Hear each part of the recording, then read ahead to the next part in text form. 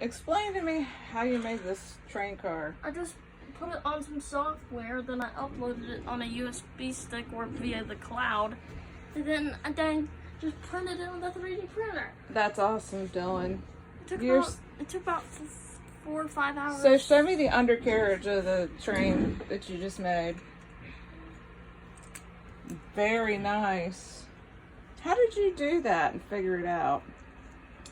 Because you took measurements? Yeah, on the website you could use measurements in millimeters. Very nice. Put the wheels back on. Let's see it go.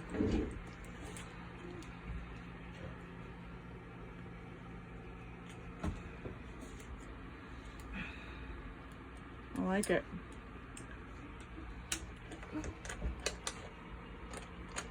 I like your blue mustache too. I didn't even drink any blue Powerade. Oh boy.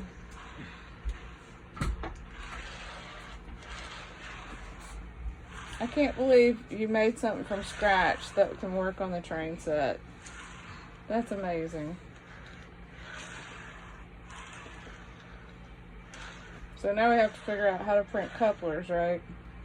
Or to make them metal. No, I'm not worried about couplers. Okay. At least not now. Dylan's trains.